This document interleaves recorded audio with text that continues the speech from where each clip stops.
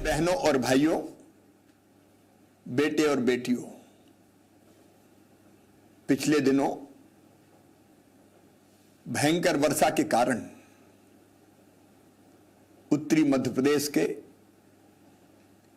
कई जिलों में, विशेषकर ग्वालियर और चंबल संभाग और विदिशा जैसे जिलों में बाढ़ ने तबाही मचा दी।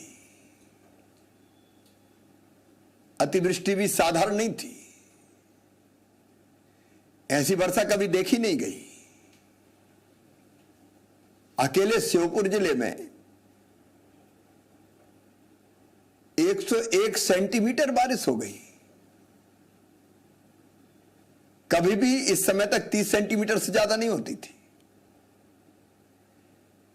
शिवपुरी में 99 सेंटीमीटर बारिश ने रिकॉर्ड तोड़ दिए सारे। और इस भयानक वर्षा के कारण नदियों में भयंकर बाढ़ आ गई। ऐसा सैलाब इस सदी में देखा नहीं गया।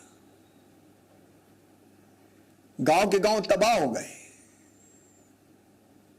मकान डूब गए, पशु बह गए, लोग बाढ़ में फंस गए। पानी जब नीचे उतरा कई जगह तो हजारों मकान मलबे के ढेर में तब्दील हो गए। गृहस्थी उजड़ गई, फसलों को नुकसान पहुंचा, पशु बह गए, अधोसंरचना ध्वस्त हो गई, सड़कें टूट गई, बिजली के सब स्टेशन डूब गए, कुछ जगह तो पुल भी बह गए। ऐसी भयानक त्रासदी कभी देखी नहीं गई। आपदा के आते ही मैं भी सक्रिय हो गया, प्रशासन भी सक्रिय था।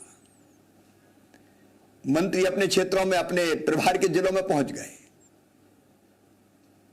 प्रधानमंत्री जी से मैंने कई बार बात की और प्रधानमंत्री जी ने भी फोन किए। हमारे आग्रह पर तत्काल एयरफोर्स के हेलीकॉप्टर भेज दिए गए। एयरफोर्स के 6 हेलीकॉप्टर, बीएसएफ के जवान, सेना के जवान, आर्मी के कॉलम भेज दिए गए, एनडीआरएफ की टीम भेज दी गई। अपनी एसडीआरएफ की टीम ने भी खूब काम किया। पुलिस प्रशासन, निचले स्तर तक के कर्मचारी, कई नौजवान समाज सेवी बचाव के काम में लग गए। मेरे बहनों और भाइयों, मैं भी दिन और रात बचाव कार्य की मॉनिटरिंग करता रहा। मैंने बाढ़ग्रस्त इलाकों की हालत भी जाके देखी। नुकसान बहुत हो गया, लेकिन एक बात की राहत है कि हम लोगों की जिंदगी बचाने में सफल हो गए। 8,900 लोग जो अलग अलग जगह फंस गए थे बाढ़ के पानी में। कोई टापू पर बैठा था, कोई घरों की छत पर बैठा था, कोई मंदिरों के ऊपर था, कोई पेड़ों पर था। लेकिन एयरफोर्स के हेलीकॉप्टर ने, सेना के जवानों ने, एसडीआरएफ के जवानों ने, हमारी पुलिस ने इन लोगों का रेस्क्यू किया और बीच पानी में, डूबते हुए पानी से बचाने में सफलता प्राप्त की। 32,900 लोग इस दौरान निकाल के ऊंचे स्थानों पर पहुंचाए गए, राहत शिविरों में रखे गए। हमने जान बचा ली, लेकिन माल नहीं बचा पाए। गृहस्थी उजड़ी,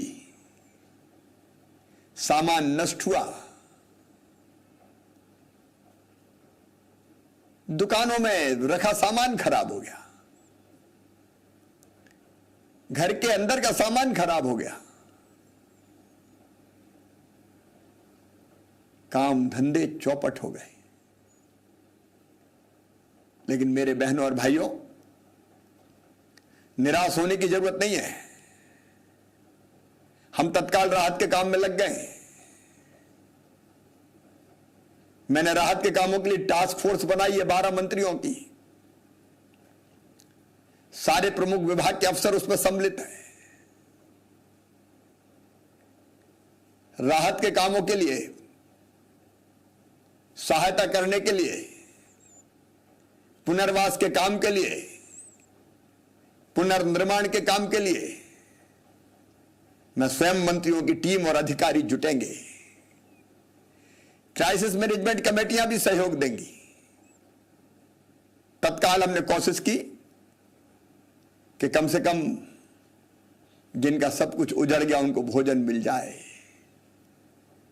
भोजन की व्यवस्था, स्वच्छ पेयजल की व्यवस्था, यह हमारी प्राथमिकता है। उस काम में हम लगे हुए हैं। हमने फैसला किया तत्काल प्रत्येक बाढ़ पीड़ित परिवार को जो नियमित राशन मिलता है उसके अतिरिक्त 50 किलो राशन और दे दिया जाए। वो भी आप तक पहुंचा रहे हैं। जहां संभव होगा वहां उसका आटा पिसवा के भेजने की हम कोशिश करेंगे, ताकि तात्कालिक रूप से भोजन की व्यवस्था हो सके। 6,000 रुपए तत्काल राहत के रूप में जिनके घर पूरी तरह से नष्ट हो गए उनके लिए, ताकि वो चाहें तो किसी किराए के कमरे में भी कुछ दिन रह सकें जब तक मकान की व्यवस्था नहीं होती, और चाहे तो तिरपाल इत्यादि की व्यवस्था कर सकें। इसके साथ ही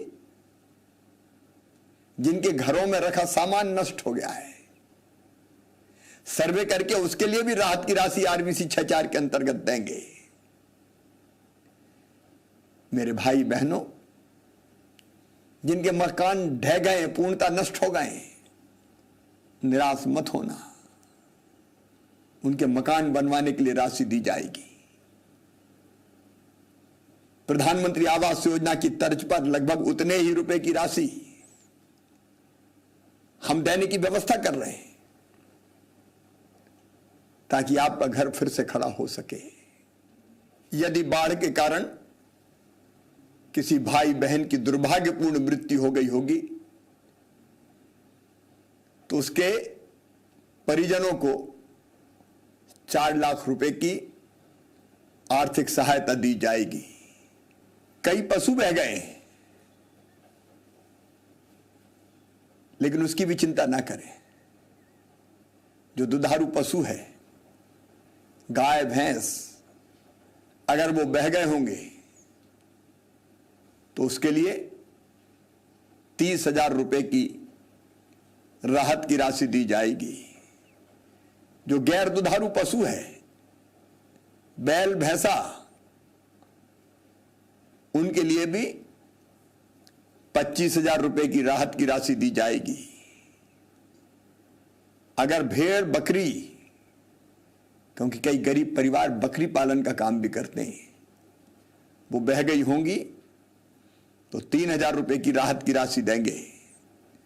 और बकरी का बच्चा छोटा अगर बहा होगा तो 250 रुपए उसके लिए भी देंगे। मुर्गा मुर्गी अगर बह गए होंगे तो 60 रुपए की राशि राहत के तौर पर उसके लिए भी दी जाएगी। अगर बाढ़ से फसलों को क्षति पहुंची होगी तो क्षति का आकलन करके उसके लिए भी राहत की राशि दी जाएगी। दुकानों में रखा सामान अगर नष्ट हो गया होगा तो क्षति का आकलन करके उसमें भी कुछ राहत की राशि देंगे। अगर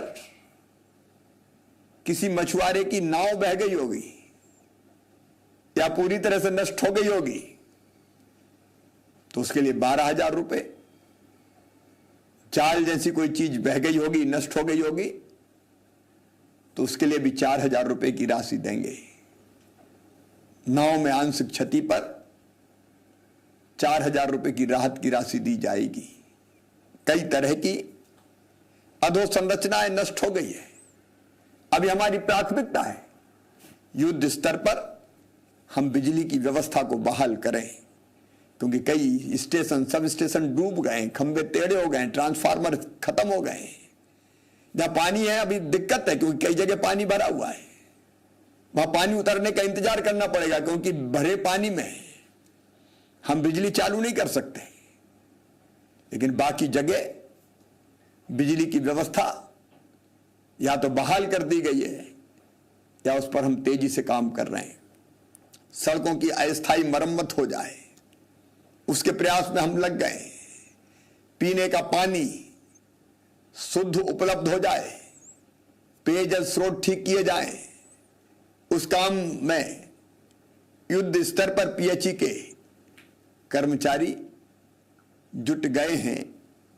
हर तरह की आवश्यक व्यवस्था बनाने में हम कोई कसर नहीं छोड़ेंगे। मैं जानता हूं आपका कष्ट बड़ा है, दर्द गहरा है, सरकार के लिए भी चुनौती बड़ी है, लेकिन हमारा हौसला भी बड़ा है। तकलीफ आई है, परेशानी है, संकट है, लेकिन इस संकट के पार आपको निकाल के ले जाएंगे। चिंता मत कीजिए बहनों और भाइयों, ये मुसीबत के दिन हमारे जीवन में आए हैं, लेकिन जल्दी इस मुसीबत से आपको निकाल के बाहर ले जाएंगे, सामान्य दिन बहाल करेंगे। मैं सभी समाज सेवियों से, दानदाताओं से अपील करना चाहता हूं कि पीड़ित मानवता की सेवा सबसे बड़ा पुण्य है। पर हित सरिस धर्म नहीं भाई, और इसलिए आप जो भी सहयोग कर सकते हैं अपने पीड़ित भाई और बहनों के लिए, भोजन भिजवाने की व्यवस्था, सूखे राशन की व्यवस्था, बर्तन कपड़े, इस संकट के समय जरूर कीजिए। मैं एक बार फिर अपने भाइयों और बहनों से, पीड़ित भाई और बहनों से निवेदन करना चाहता हूं, निराश मत होना, आंखों में आंसू मत लाना, घबराना मत। हम हैं साथ, मिलकर इस कष्ट से निकलेंगे। आपके साथ सरकार खड़ी है, प्रशासन खड़ा है, समाज खड़ा है। ये रैन अंधेरी बीतेगी, ये मेरा विश्वास है। हम सब साथ हैं, संकट के पार जाएंगे। धन्यवाद।